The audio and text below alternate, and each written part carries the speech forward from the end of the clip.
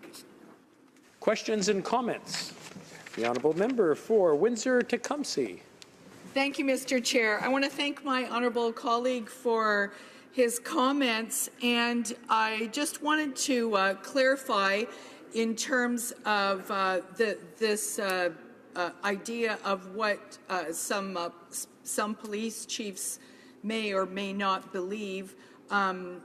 I have many family members, including children, who are also in law enforcement, and I can tell you that a lot of people, they reflect a lot of the emotion that goes along sometimes with this issue, and that is that the idea of mandatory minimums and a war on drugs approach just is not as effective as had been envisioned at one time. And as a matter of fact, a criminal record for this nonviolent offense is actually a social determinant of health.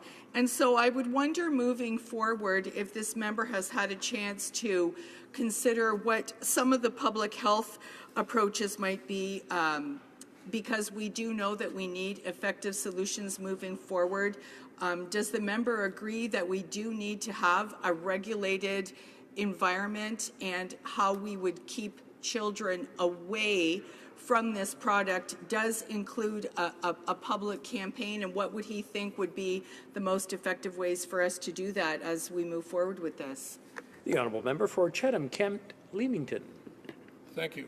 And I want to thank the member for the question as well. So first of all, I want to begin by saying that we must not confuse this C-45 with the decriminalization of marijuana, although that is part of this legislation. And the Conservatives also agree that is for minor possession, that portion should be struck from the criminal code. But when it comes to regards to educating children, I can tell you this much, that an education of a young child and youth from the age of 11 to 17, those that are under 18 that will not be able to allow to smoke it, but allowing them to have possession of up to 5 joints certainly isn't the type of education that we envision on this side of the House. And so, although she's correct that more education, and there are jurisdictions, there are places in Sweden, for instance, where they have spent an awful lot of money and have done an awful lot of training and have seen their rates of usage drop of marijuana, and they have not legalized marijuana. So she's correct. We should and we must educate, and we should be telling people.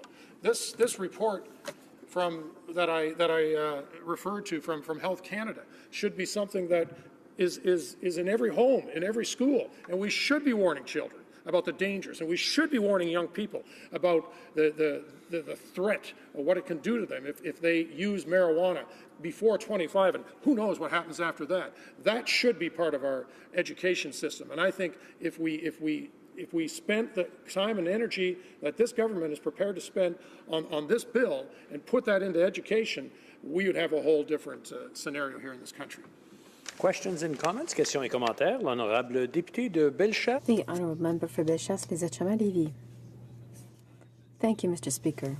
I would like to congratulate my Ontario colleague for dealing with this issue with all the seriousness that is due to it, considering the disastrous consequences of the Liberals' proposed legislation.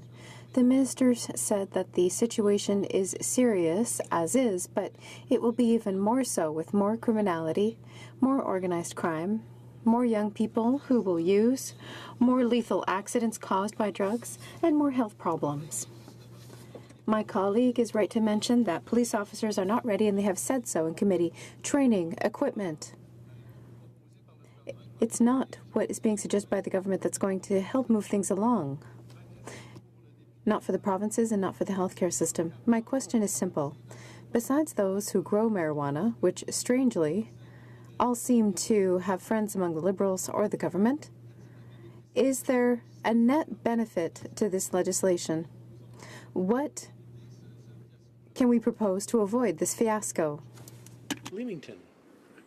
I concur with everything my colleague said, and he's absolutely right when he points out the dangers. He's absolutely right when he points out the inability and the unpreparedness of this government for this legislation. But what could be done?